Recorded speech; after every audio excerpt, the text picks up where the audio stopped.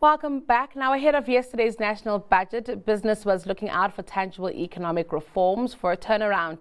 A thriving economic environment, after all, is essential for the health of business.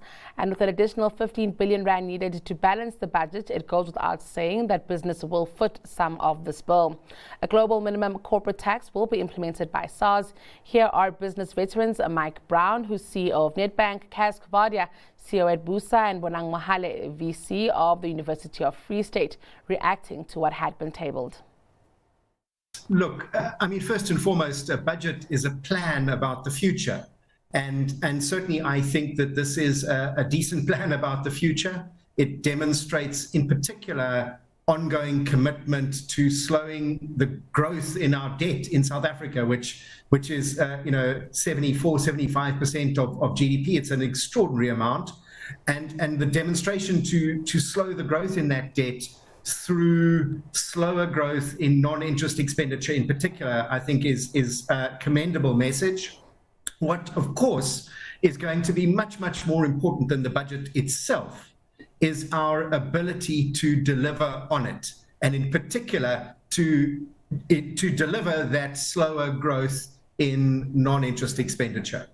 Bonang, your thoughts on this budget?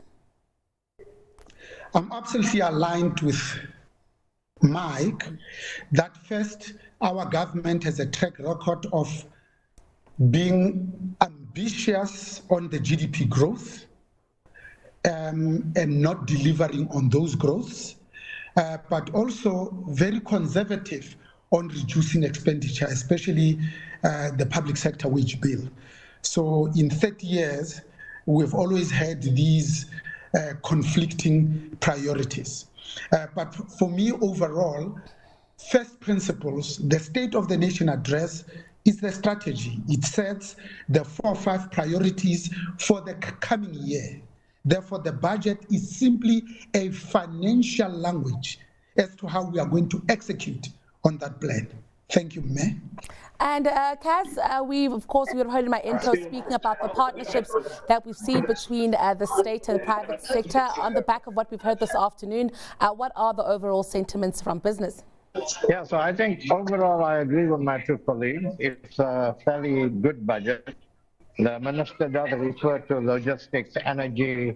These are the areas that the private sector is working with the government on. We welcome a clear indication that SOEs will have to open up the space for private sector involvement in actually operating and managing a lot of the areas in energy and logistics, and we welcome that. I think that there's a good 60% of the budget goes towards the social wage, which I think in the current context is a good move, but again, we need to see how this is managed by government and whether we actually see the outputs for this.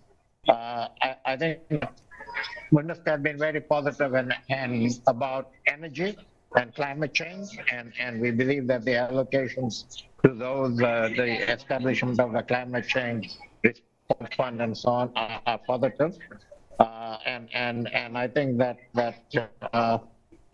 so generally speaking, I think a very good effort. I think that the asset test obviously is whether the department speaks to this budget. Previously, colleagues in government have actually let the Minister of Finance down, and we hope that doesn't happen again. A new one this year is certainly the issue of the gold and foreign exchange contingency reserve account. I'm also keen to get thoughts on this. It was polarizing going into this budget, but it looks like we have decided to tap in. Of course, the conditions still need to be set, and I think that will be the real litmus test. But for now, we're going for it. Michael, what are your thoughts on this one? I think, perhaps a nice, easy way to think about it is we're a country that unfortunately spends about 5% more than we collect in taxes every year. And that means we have to borrow that additional 5%.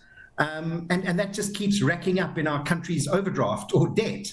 And, at the moment, just to give the listeners a sense, I always quote these numbers. In the 2023-24 year, we borrowed as South Africans 553 billion rand. That's what our government borrowed on behalf of us taxpayers who have to pay it back one day. And that's about 2.2 billion rand a day. So In that context, we are spending 5% more than we earn, but we've sort of got a bit of a bonus in our pension pot if you were an individual. And what we're going to do is we're going to take some of this bonus in our pension pot and pay down some of our country's overdraft, which in itself I don't think is a bad idea, but you've got to fix the fundamental problem, which is that we're spending 5% more than we earn. This isn't a long-term fix to that structural problem. That only gets fixed with higher levels of GDP growth. We have to have a country that grows at 3 to 4%, not 1 to 1.5%. Yeah, but let's talk about growth. I think we saw a number of 1.3% gradually moving towards 1.6%, with a government obviously being more optimistic than many other players or actors. What are your thoughts on this forecast to date? It's not sustainable that we pay R1 billion a day in interest just to service this debt. It's not sustainable that it's now reaching 75% debt to GDP ratio. It's not sustainable to put a plan that says we are hoping that it will stabilize at about 70%, because in the last 30 years, that number has been going up. And for us, I think it is disappointing that we're not even harvesting the low-hanging fruit. Not one word was uttered by SONA or the budget on tourism. One, because it has the potential to be the greatest forex earner.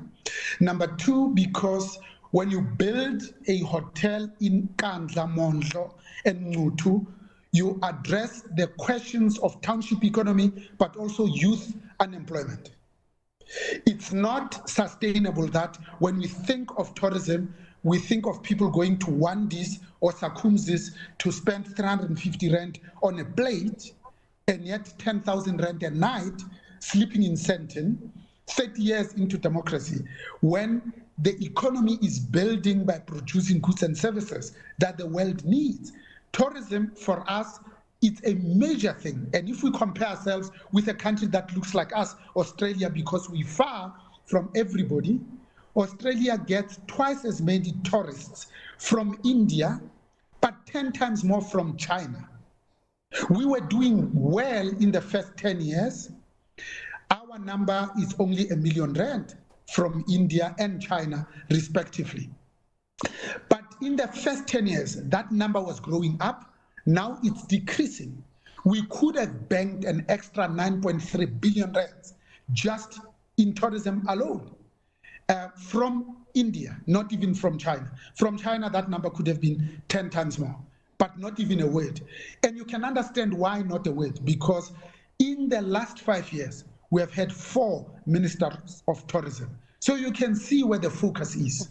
I'm not even talking about preparing our young people for the future, because NSFAS itself is not even coping. The historical debt sits at 16.5 billion, 9.2 billion of which is irrecoverable. And yet we are not a poor country. We are a middle-income country. Thank you. Kaz, I want to bring you in here on the... That was Mike Brown, CEO of Nedbank, Kaz Coovadia, CEO of BuSA, and Bonang Mohale, VC of the University of the Free State. And that's all from the Business Lunch team.